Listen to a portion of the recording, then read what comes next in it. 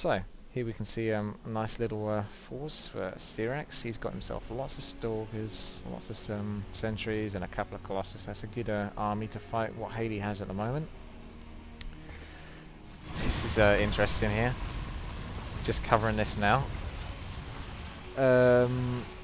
Before ZeeRaX actually had a probe up here, I believe. And yeah, he couldn't expand because Hayley had been generating creep. I believe that you cannot build a Nexus or any other Protoss or possibly Terran unit inside enemy creep. So that was a nice move by Hayley to be generating creep at this point, because that prevents any buildings from going down next to here. Unless you want to build your Nexus like all the way over here, which isn't going to be very productive. He's also put down a Knight as well, which is a quicker way of transporting the drones that he obviously wants to bring over here to expand with. I believe that Hayley has upgraded his Overlord so they can carry units. I'm not absolutely certain on that load. It seems to be the case, but obviously Overlords aren't the fastest units, even with the speed upgrade. Does he actually have the speed upgrade? He does not, so that's why the Nidus is used there. That's just much quicker. Get that expansion guaranteed. With the army that ZeeRaX has got at the moment, it's unlikely he's going to be able to put much harass on this top left expansion. And there's also an expansion at the bottom right, as we can see here. Wow. A lot of macros going into this game, especially for Hayley. He's got his macro down, that's for sure. He's got so many bases, but can he win the fight that's going to be coming up? It really looks unlikely. This is really bad for Hayley. Look at that Protoss force. Would you want to go against that? I do not think you would. We've got lots of Corruptors and Mutas doing whatever they can against those Colossus, because that's the main thing that he has to kill. The more of those Colossus he goes down, the more chances Hydras stand against the rest. And he's done a really good job so far. Almost all of the Colossus are down, so actually that really looked like ZeeRaX could not lose that fight.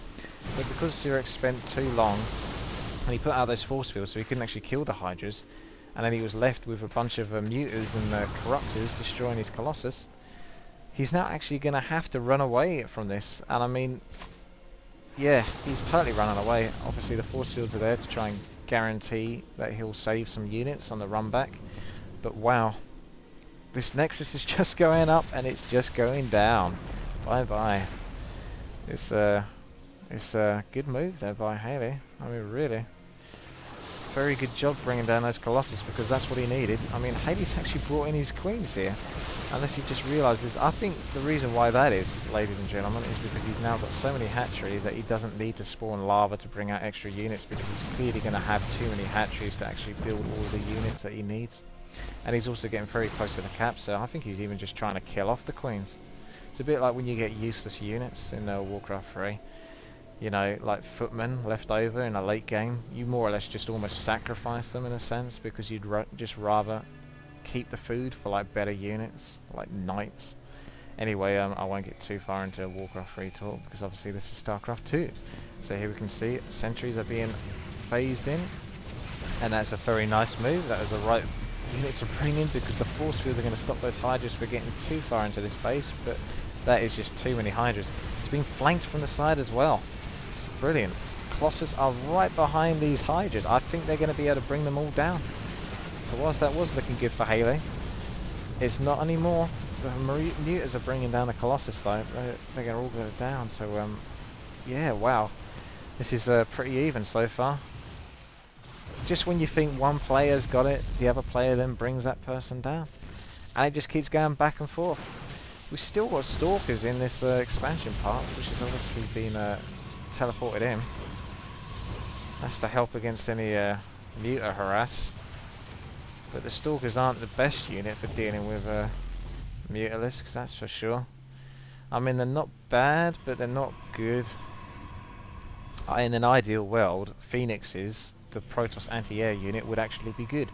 And ZeeRaX would be making those to deal with the Corruptors and Mutas that Hayley has been pumping out to destroy all of ZeeRaX's Colossus. But as you can see, there's been no Phoenixes made, and that's generally because they just tend to suck. So, there it is. That's my wine. Now, anyway, going back to the game, we can see lots of Hydras and lots of Mutas. What else have we got? I want to see... Nothing, not much is in production. Colossus, Warp Prism, Queen, Hydralisks, queens being made. I'm not sure why Hayley brought them into the fight. Just a little extra, basically, maybe. Every little helps. Ching ching.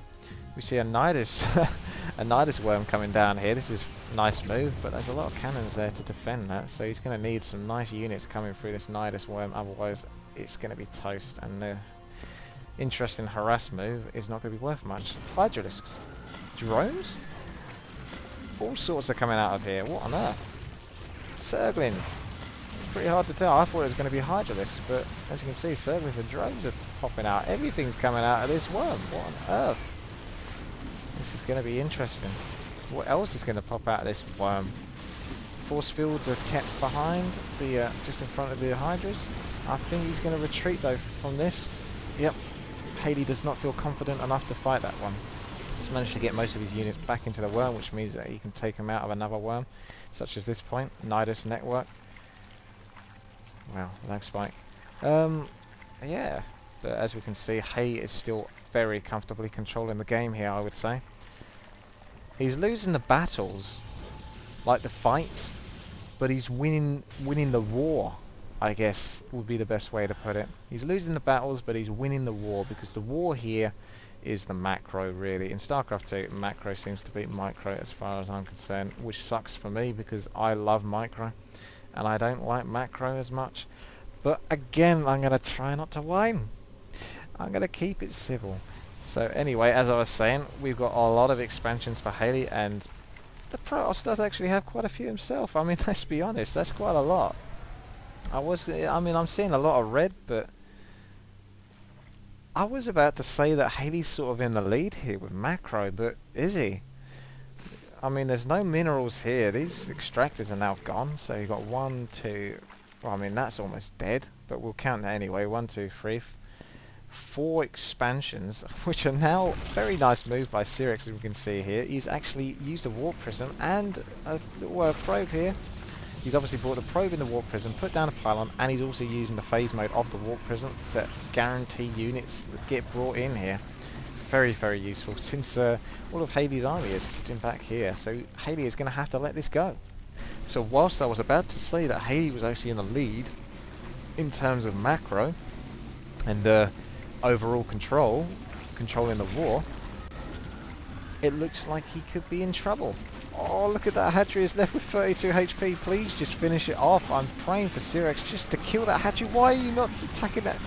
Oh, I see. He really wants to just beat the Hydras that are coming out, but I don't think he's going to be doing it. Look how many Hydras are sitting inside that worm. Look at it. 37 HP. He could have just attacked it a couple of times and just brought it down. So what? You lose your army, but you're still going to win the war by keeping the bases. But look at it. Wow. Unlucky. Well, it's not even unlucky. That was just a foolish move. He should have just attacked it with one cellar. It would have attacked a couple of times. Down it goes. You live and learn. Here we can see a fight is going down.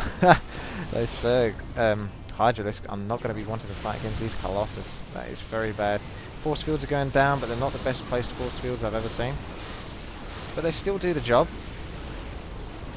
That is a mean army.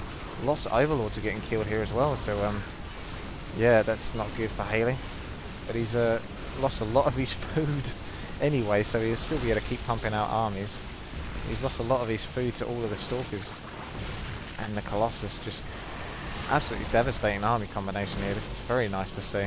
It's good to see Stalkers are actually being more useful, but then again, look at this. He's got 3 upgrades on his attack and 1 upgrade on his armor, so no wonder he's doing so much devastating damage. Terrible, terrible damage, as Dustin Browder might say. So yeah, this is incredible.